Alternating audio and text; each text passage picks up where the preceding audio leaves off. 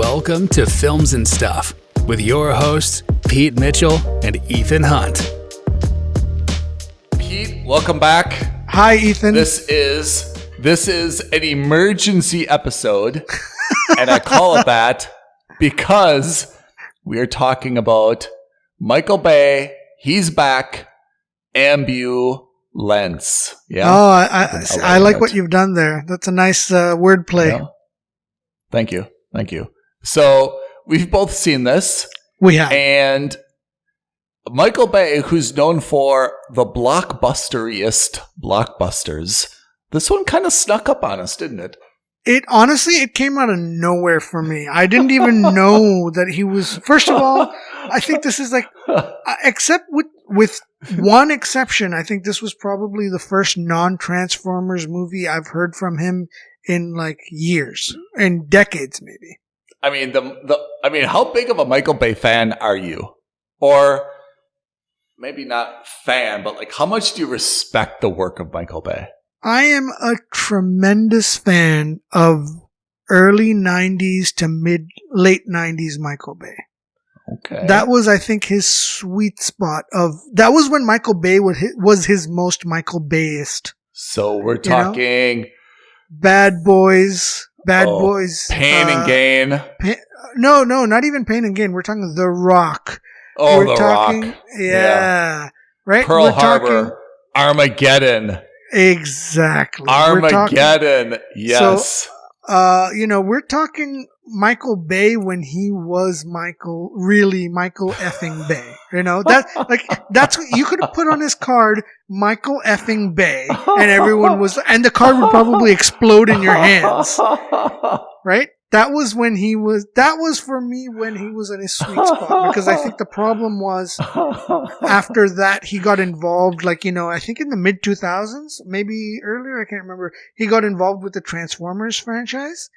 And that kind of took over all of it, because those were very clearly Michael Bay movies, but it relied on CGI so much more than anything else he had ever done before. So it's really Bad Boys was really his directorial debut, then The Rock, then Armageddon, then Pearl Harbor, and then he was just basically on his way, right? But when you look at what he's done prior to that, I mean, I'm surprised he hasn't scrubbed all of these music videos that he's been responsible for, yeah? Yeah, but I think that's I think how he got all his shots, right? I think he was given that shot because remember back in the day, Bad Boys, very low-key movie starring Will Smith and Martin Lawrence.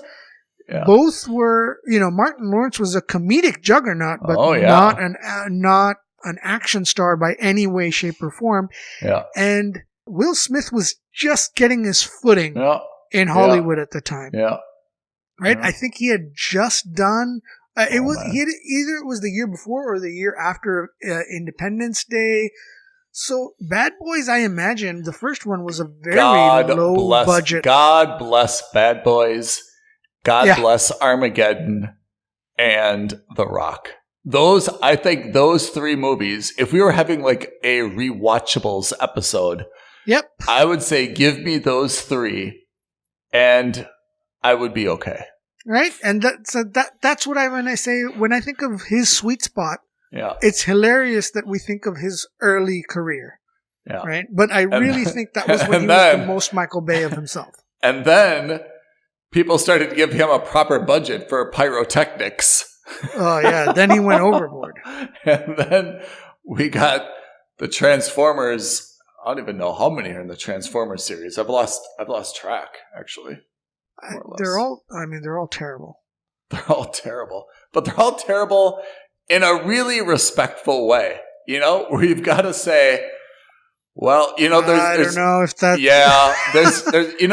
there's like those videos where people like crash, trying to do like a bicycle trick or stunt or something. Sure. And you're like, you know what?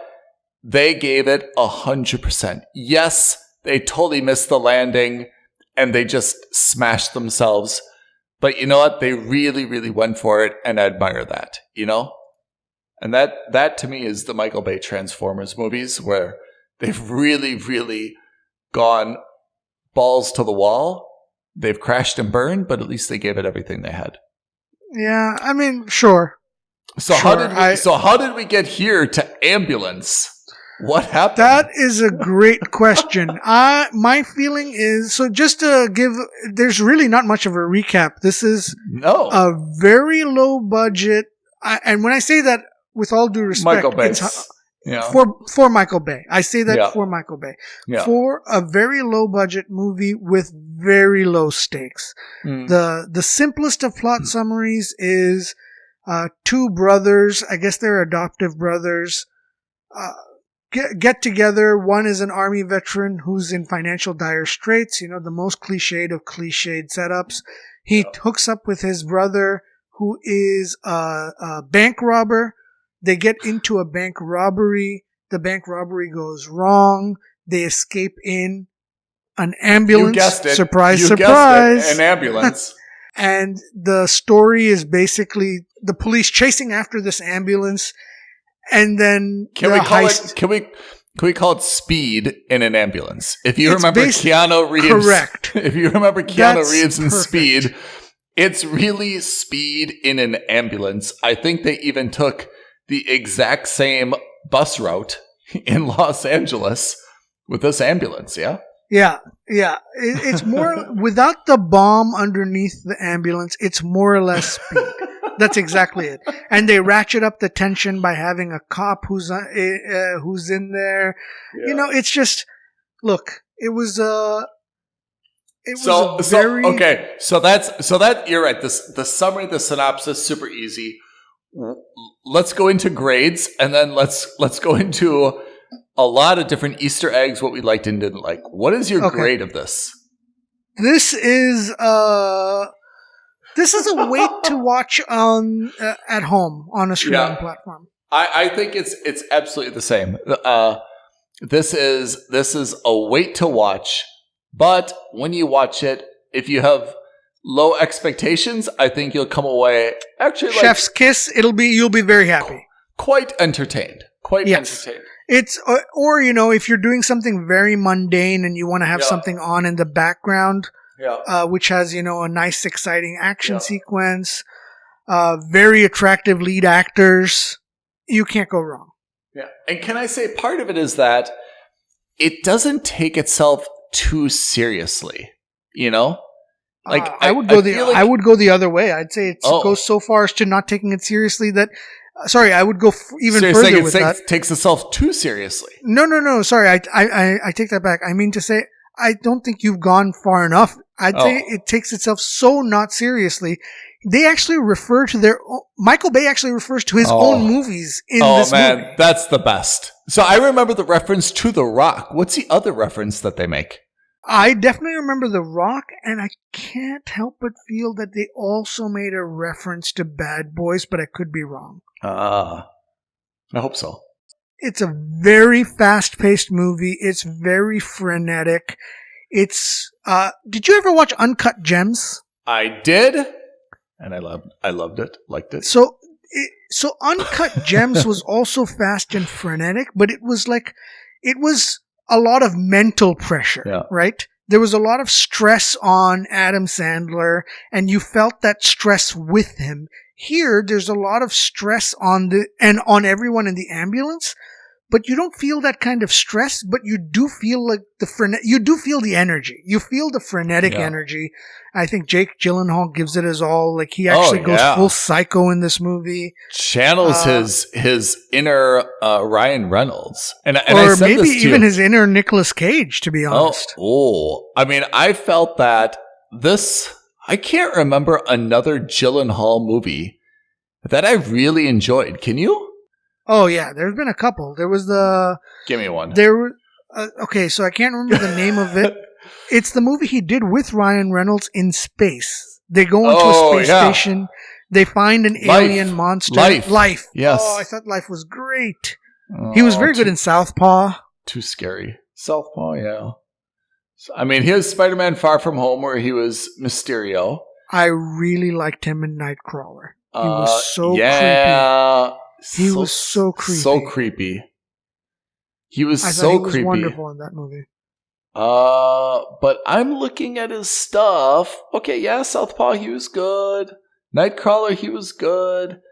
But I'm really not finding something where Prince of Persia, yeah, he was good. Another but terrible I'm really adaptation. not finding Rendition, Zodiac, Jarhead. I'm not Brokeback Mountain. I liked him in Zodiac. as well. But I don't. But those have all been low key movies. Yeah, I don't. I'm telling you, I didn't find another movie for a kind of an A-list actor. I don't find that he had a signature role, and I have to say, I thought his Ryan Reynolds-ness, and what I mean is that he was snarky, sarcastic. Yeah. Quippy. Quippy. High energy. I thought he played that role fantastic. And had he not brought that to it, this would have been actually pretty miserable film, I think. I think what you're onto something because yeah. Jake Gyllenhaal is really known for the two big movies that I think everyone refers to when they think of Jake Gyllenhaal. It depends on your age and your proclivities when it comes to movies. Yeah. One of them would be Donnie Darko. Yeah, that's and old. the other one would be Brokeback Mountain. Yeah. yeah. And that's what I mean. It's in the sense that he's consistently a very, very high level good actor. Yeah. But the difference is that most people, I think, like you, yeah. I think what you're saying in that he doesn't have a signature, I actually disagree. I think his signatures are those movies. But what his signature actually is that he plays very low key / almost low energy, so that they're. Yeah. When you see the movie, you're like, wow, that's a standout performance. But then when you compare it against a lot of other actors in a lot of other roles who have higher energy, he tends to get drowned out by them, right? Yeah. So when you think of Hugh Jackman, even if the movies aren't good, like Real Steel, you still remember the energy, right? Or you think of that P.T. Barnum movie that he did, or Wolverine, like you see all these movies where he's really high energy. And whether the movie is good or not almost takes back seat to the level of energy. And the same definitely applies to Ryan Reynolds, for example, Deadpool or Green Lantern or any of his other movies, right? Six Underground and all these kinds of things. This is the first movie I can think of, and I'm sure I'm wrong, but that I can really remember in a long time where Jake Gyllenhaal basically cuts loose. Yeah. Because even you saw a little bit of that in Spider-Man Far From Home, but really in this movie is where he's super charismatic, very animated. Mm-hmm. He's kind of like an aggressive alpha male type, which is not normal in his roles. Nope. And so I liked his performance, even though I didn't think the movie was anything special. I think it also helped, by the way. I don't know if you noticed or if you remember, but it's Michael Bay, when he gets access to a new set of toys, he uses that to no end. Oh, someone gave him a drone for his birthday. Yes. Yeah. Yes. I think this is the first time someone said, by the way, have you ever used a drone in your films? Look at what we can do with a drone camera. You don't need to get a guy suspended from the roof holding a camera and reeling him up and down with a pulley system. And in a gyroscope doing 360s, You can just use a drone. And he's like, really? Well, then let's use a drone for every single shot. And, it saves you $20 million.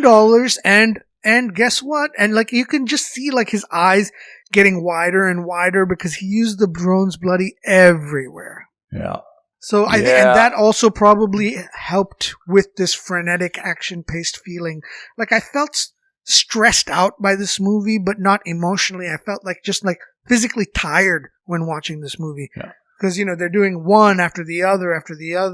So for me, this is a movie. I agree with everything you said. For me, this is a movie that to enjoy it, you need to switch off that part of your brain that talks about. I mean, Michael Bay movies are always unrealistic. That's okay because we're watching a movie. For me, it's that part of the brain that, wait a second, this could have all been avoided if kind of thing, Jake Gyllenhaal's brother is named Will Sharp, right? Yes. And Will is, as you said, the cliched, Iraqi Marine veteran, wife has some medical problems, on the phone with the insurance company, doesn't have the proper credentials, blah, blah, blah, blah. Yes, it's sad. I'm not trying to minimize that. But the point is, then his brother Jake, Danny Sharp, right, says, hey, I'm going to do a bank robbery. You want to come with? And Will says, no, man, I can't get in trouble. And Danny says, would I ever get you in trouble? He says, you're right. Wink, I'll come wink. along, Yeah. And then Will says, wait, there's guns? And Danny says, yeah, of course there's guns, but we're not going to use them. Oh, you're not going to use them? Well, then I'm definitely going to come along. Yeah. Right? I mean, at every single point in this movie, Will could have said, wait a second, I'm out. Yeah? Even during the robbery, after the robbery, during the chase, and so on, and so on, and so on, the guy just continues to act in ways that are inconsistent with what he keeps saying, which is, hey, I can't get involved. This is too much for me. But he still continues to get involved. So you've got to turn off that part of your brain where you have this disbelief of how these clowns got themselves into this situation and just kind of go with the flow, and then you can enjoy the action sequences. Sit and so with forth. a couple of beers, Yeah. sit with like some whiskey, sit with like a bowl of popcorn, and just switch off. And and I'm sure you'll love it, which is exactly why I think both of us have given this a wait and watch it at home. You don't need to rush out to the cinema. You will enjoy yourself. We did. There were certainly some moments which I enjoyed myself because, honestly, only because I thought Jake Gyllenhaal was very, very funny. Had he been a little bit more, cast as a little bit more like hyper masculine, aggressive, trigger happy jerk, I think this actually would have been a little bit insufferable. But the fact that he was so quippy and made everything funny and sarcastic, I thought carried this movie. Otherwise, I think it would have been really miserable watching them get into situation after situation, Yeah. And and the movie, for all its warts, also had all of the fun stuff of Michael Bay movies. Yeah. So it had the quirky cops, it had the quirky detective, it had the quirky helicopter operator or drone operator. Yeah. Good helicopter scenes. Good helicopter all of them scenes. were there. Everyone has their quirks, which are, but the moment you see them, you'll instantly recognize them as Michael Bay quirks. You had that massive dog, who, small funny trivia, that's actually Michael Bay's own dog. No way! Yeah. What's the name of the dog? Also Zeus.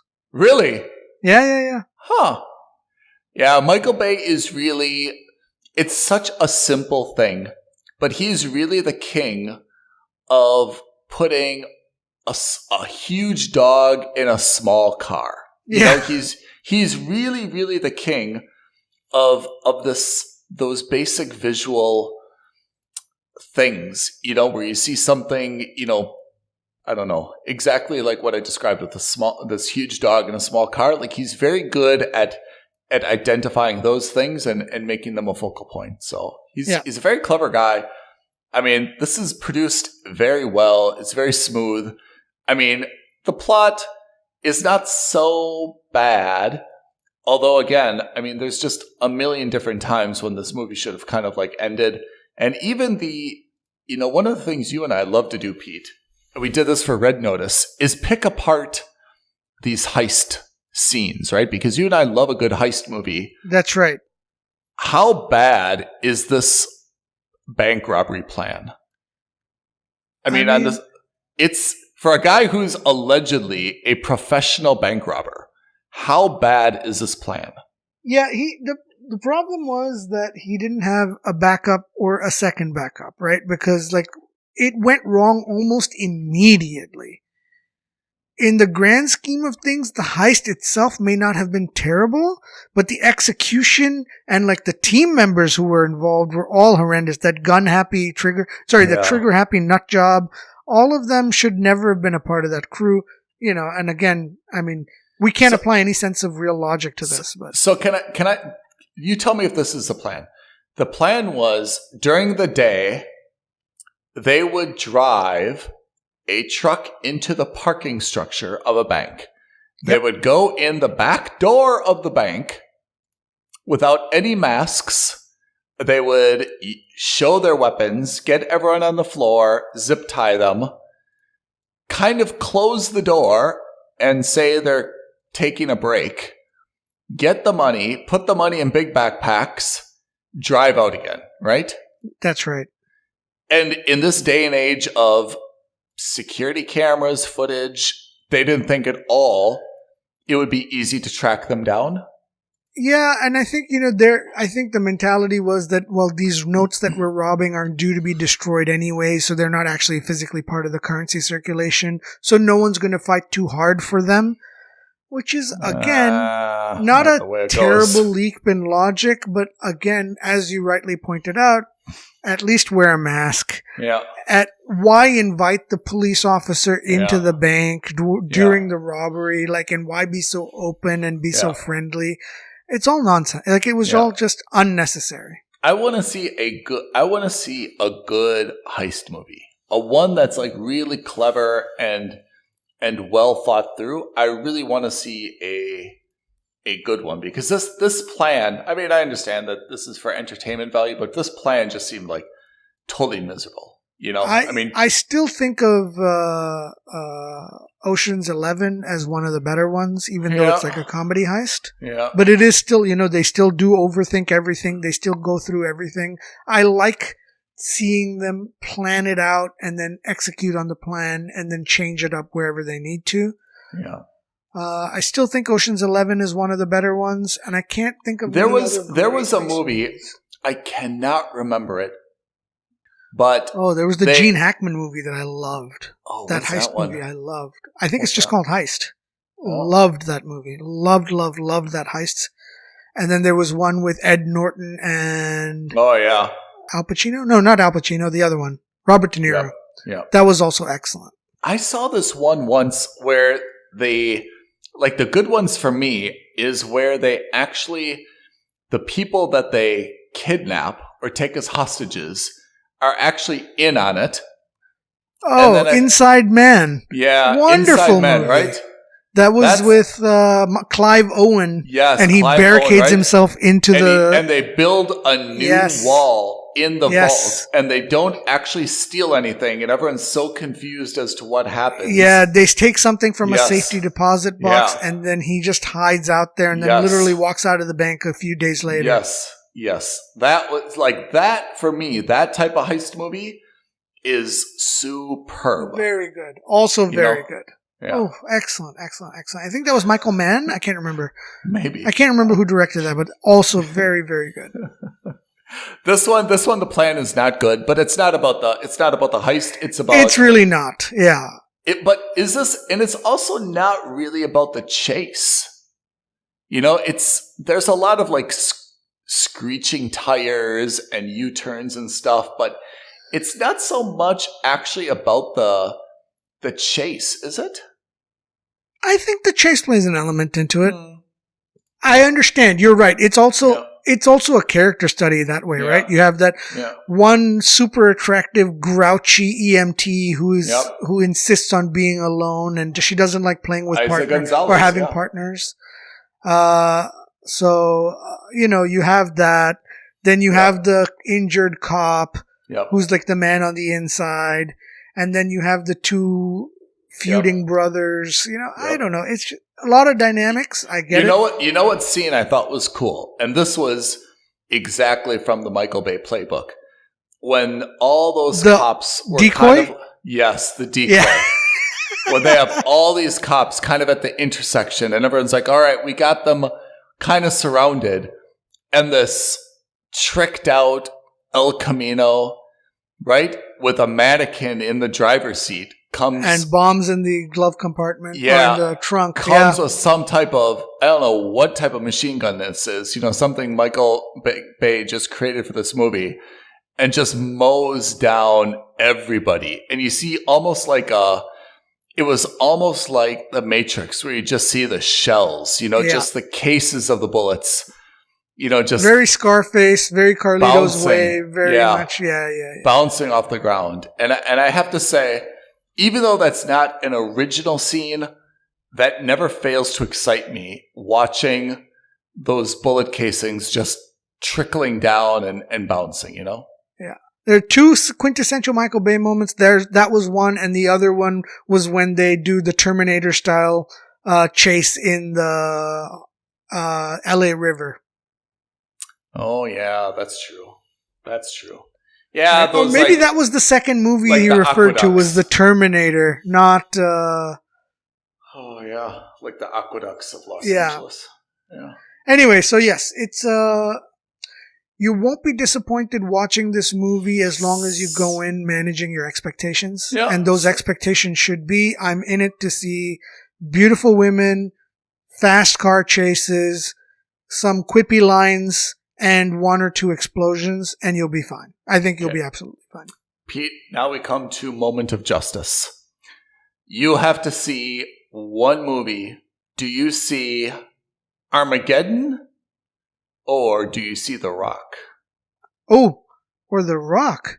Yeah. No, I mean, what kind of a choice is that? I can't abandon my main man, Nicolas Cage, on The Rock. Oh, yeah. That's... Okay. It's a tough call. I mean, now, both of those... Armageddon versus Bad Boys, that's a tough call. Oh, Armageddon. Yeah, I have to say, too. as much as I love Bad Boys 2, I think, is better than Bad Boys. But Oh, really? I thought the first one was the best of all three of them. I thought the first was the best. The first one is... You had a very, the first one is very raw. Yeah, young, beautiful Tia Leone. Tia Leone. Oh, man. I fell in love with her. She was probably my first on-screen crush. Oh, wow. Or one of my first on-screen crushes. And hilarious, where they have to assume each other's lives. Oh, yeah, that's true. That was in Bad Boys 1 or Bad Boys 2 where they switched That lives? was in Bad Boys 1. And then the AC Mike Cobra Lowry. versus the... Yes. The AC Cobra versus the Porsche chase on the highway. Not on the highway, on the airstrip. Like the desert, yeah. On the airstrip. Oh, man. Like, there were some classic lines. Yeah. Oh, man. Yeah, it was wonderful. Yeah. I mean, I think those three movies, Bad Boys, The Rock. I think The Rock... First of all, The Rock is a good example of a pretty legitimate scenario, right? I mean, maybe not pretty legitimate. In Michael Bay terms. Yes. Like, it's one of the it's a scenario where like, okay, like, I can believe that, Yeah. that could be a thing, like military wanting benefits for their fallen soldiers, like, I can understand that's a legitimate motivation. Like, motivation is very on point. Yeah. It's not one of those cheesy motivations which is like, I want money or I want to power. Yes. It's a real world motivation. Yeah, I agree. So The Rock, I think I can get behind. Armageddon, of course, it's a crazy plot. But it's just because everyone is so bloody lovable and there's so many good storylines. And if you don't cry or feel like you should be crying at the end of Armageddon, I really don't know what to tell you, right? Like you may not be a human. Like if you can watch Harry push Ben Affleck, right? And throw the little patch at him, and say, give this to, what's that dude's name? Flight coordinator. Yeah. Who never got his own patch. Billy Bob Thornton, right? Billy Bob Thornton. He's like, give this to Billy Bob Thornton. I mean, if you don't tear up, you're like, wow, that's really intense, right?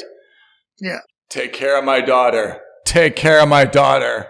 Yeah, it was one of those movies where, the stereotypical, back then it was like women cried because it was such a romantic thing. Yeah. And men cried because that was such a manly thing to do. It was just, everybody was crying in that cinema, right? For different reasons. Yeah. So Armageddon is amazing. I think The Rock is amazing. And I know that, I mean, you've got your crush on Nick Cage.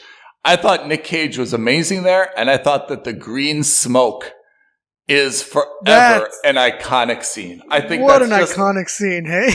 I think I really, really cannot script a better iconic scene where he's just on his knees waving the green smoke, yeah? And still getting blown to bits. And still getting blown up. Yeah, and so all three of those for me are incredible. And then, okay, Pearl Harbor, I get it. It's a big event. No, I think that was really, that was the peak. Everything else was kind of downhill from there. Yeah. Transformers, everyone... Didn't you like the original Transformers? Maybe Transformers Revenge of the Fallen. All right, Dark of the Moon. And then... No, it started getting absurd. There was one where they were like talking about the knights. Oh, that's the last night. So I thought we were okay, Transformers. I thought Revenge of the Fallen, I'm with you. Dark of the Moon, it started getting pretty crazy. Age of Extinction, I'm like, I'm out. And then the last night, I'm like... Merlin? Where did Merlin come into this? Yeah, that's what I mean. It just got ridiculous. There was one where they all ended up in Egypt. I think that was the second one. That was too much. It just got absolutely too much over the top. Yeah. I didn't like it. The first one was okay, but I think it was also okay because it evoked a lot of nostalgia. Yeah. But that's about it. Did you watch 13 Hours? Maybe? That sounds awfully familiar. 13 Hours is this, I think this is based on a true story. During the U.S. embassy in Libya was attacked. Oh, and I did not watch this one. Oh, really? You should watch this. You know who's in it? You'll be blown away. John Krasinski and Pablo Schreiber. Oh, okay. Just for that, you should, but apparently there were like 6 guys, like the security detail, and they had to hold off, like the crowd for 13 hours, until, help arrived from wherever they were coming from, somewhere. Yeah. It's a pretty good movie, actually. Okay. But it's also Michael Bay. All right. So that is Ambulance. Both of us give it a go watch see it when it comes out. Yeah. When it's on a streaming platform of one that you have, or even one that you don't have, mooch someone's password if you have to. It's definitely mooch and watch it when you stream it at home. You won't be disappointed. What does Michael Bay have coming out now? Like, what's in production for Michael Bay? Supposedly some movie called Robopocalypse. I'm in. I mean, that sounds like the most Michael Bay thing ever. I'm looking at his IMDb. I'm looking at his producer. Let's look at director. Robopocalypse has been announced according to IMDb, but as producer, he's got Transformers: Rise of the Beasts. That says 2023.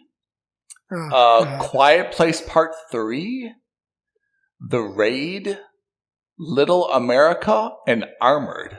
I have to say, Armored sounds good. Armored is a security contractor takes a job on heavily armored convoy. The mission turns into a desperate struggle for survival as corrupt police, rival gangs, and an enemy within all try to destroy the tiny motorcade before peace talks bear fruit. That also sounds like a Michael Bay movie. I was going to say, I think that this is just the copy and paste synopsis of all his movies, where it says a blank takes a job on a heavily armored blank. The mission turns into a desperate struggle for survival as corrupt blank, rival blank, and an enemy within all try to destroy the blank before peace talks bear fruit, right? Correct. And just fill in the blanks. This is like a Michael Bay's version of Mad Libs. It's Mad Libs, yeah. Bay Libs. An out of work construction worker takes a job on, like a frigate, right? And it's always going to turn into something like this. Yeah. And not just on a frigate, but on a convoy of frigates. A convoy of frigates. Watch as pirates and a tsunami in winter, right? Threaten this convoy of frigates. Threaten the nuclear payload. Why is this not? Let's write to Michael Bay. That's honestly that's pretty good. Yeah, and we can executive produce. I love that there's a nuclear payload. Let's walk this through. So basically, this convoy of ships has to move a nuclear warhead from like Guam to Hawaii. Right. It's actually it's a decommissioned nuclear. Yes. Oh, instead of a warhead, it's actually a nuclear submarine that's in the middle of the armada, and it's being decommissioned. And the pirates are being funded by a terrorist group to acquire said submarine for their own nefarious purposes. Yes. How are they transporting it? It's on the frigate, or are they towing it?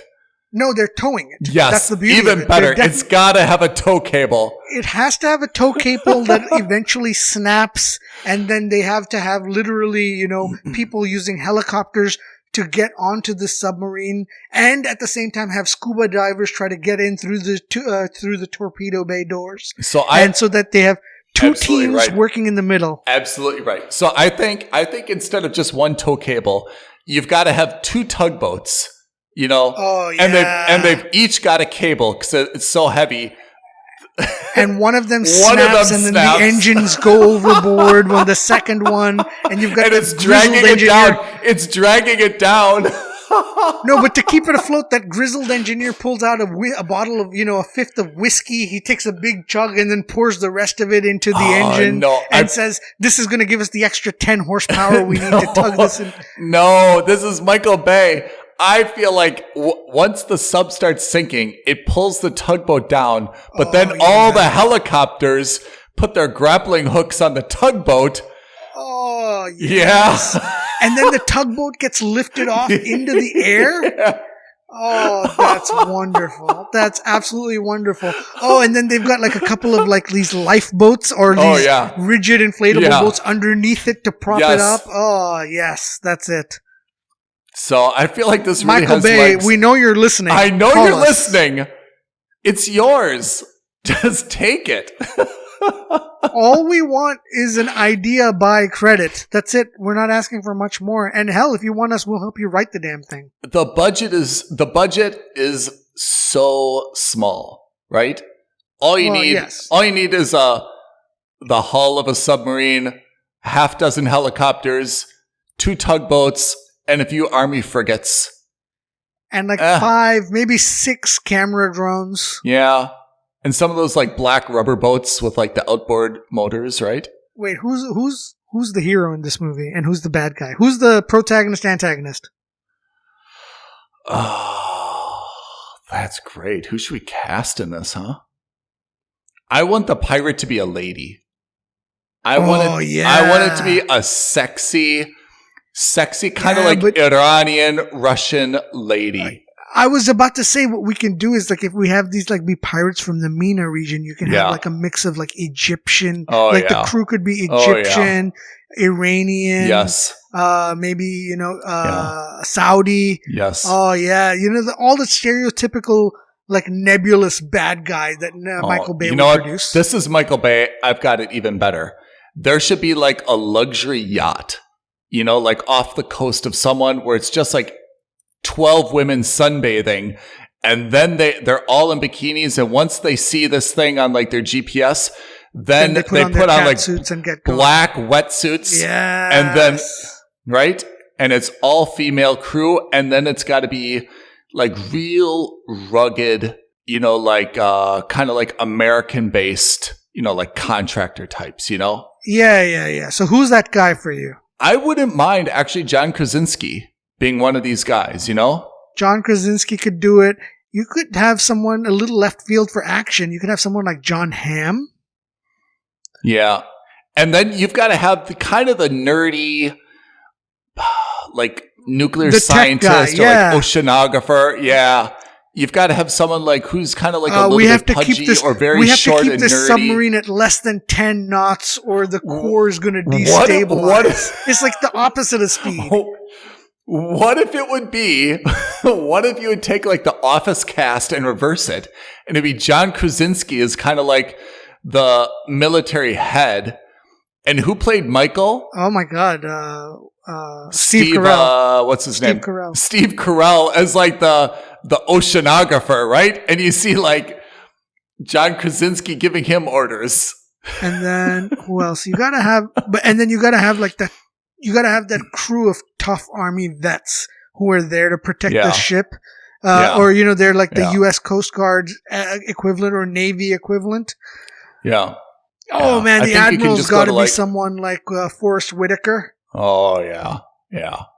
Yeah, there's got to be an Admiral who like they're communicating with, and he's like, no, I can't send in reinforcements. We're going to draw too much attention to it.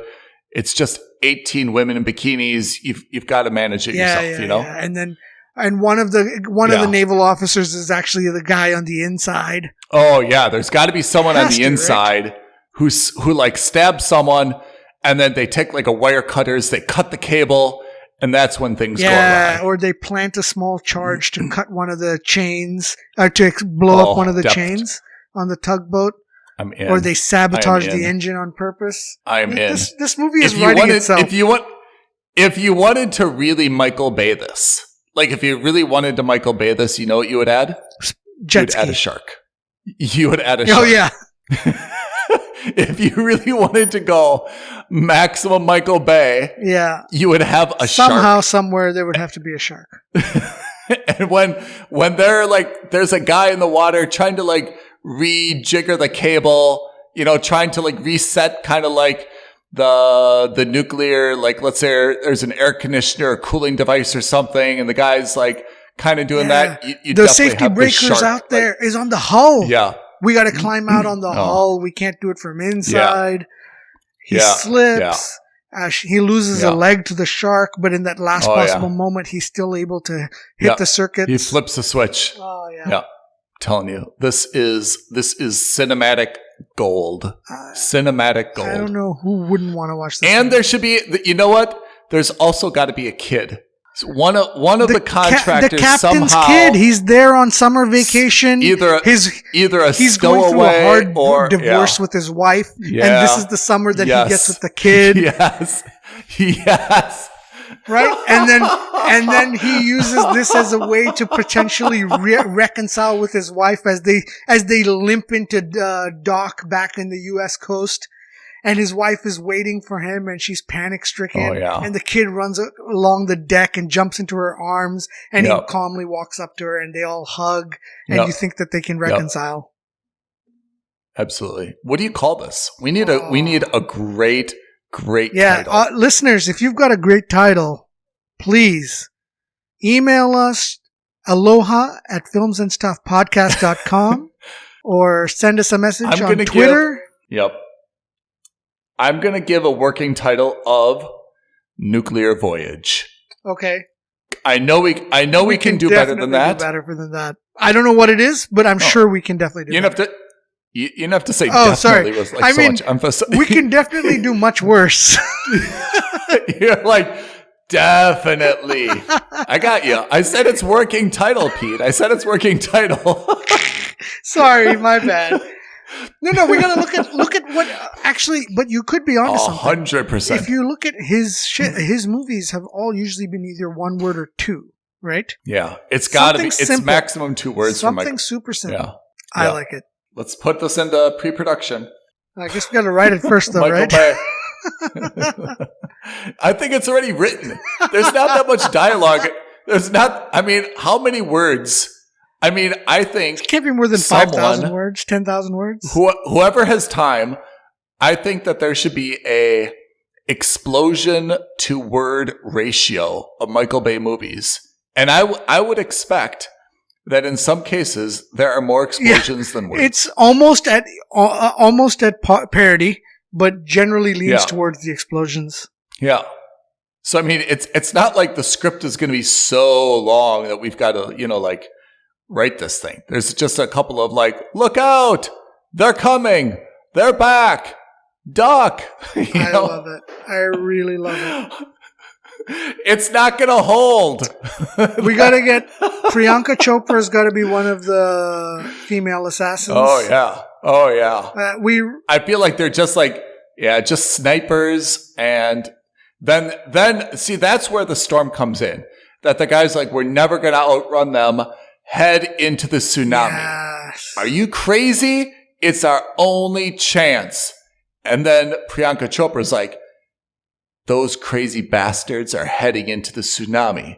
We're going to follow them, right? Yeah. And then it's kind of like rainy and foggy, and then it's just then May Kalamaui, who we just saw in Moon Knight, shows up. She's in there, and she's like, this is perfect, and we can use the storm as a disguise to get on board. And, she leads the suicide crew on this crazy mission where they take this like inflatable boat over there.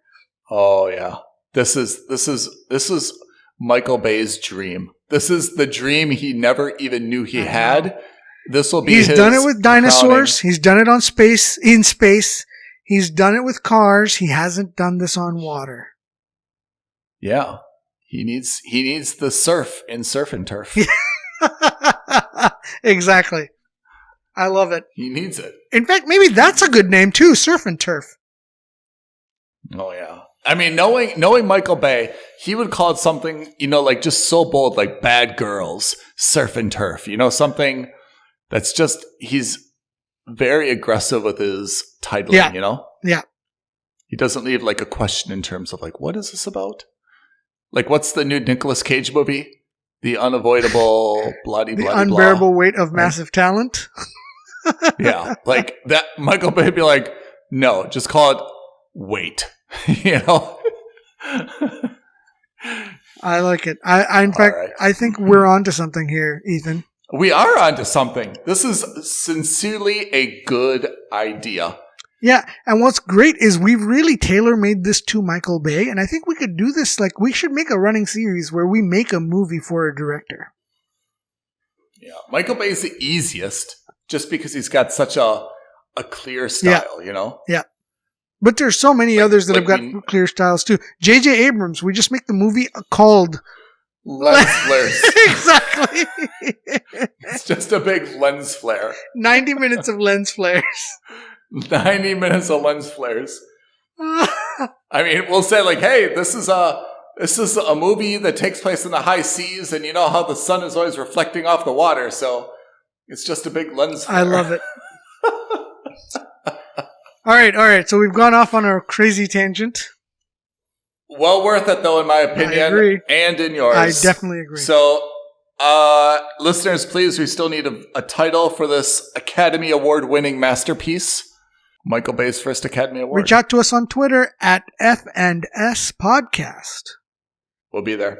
Okay, until next time, thank you, Pete. Thanks, Ethan. Have a great day, listeners. Have a good one. Thank you for listening to another episode of Films and Stuff. If you haven't already, please subscribe and review on Apple Podcasts, Spotify, or wherever podcasts are downloaded. Films and Stuff. There is no substitute.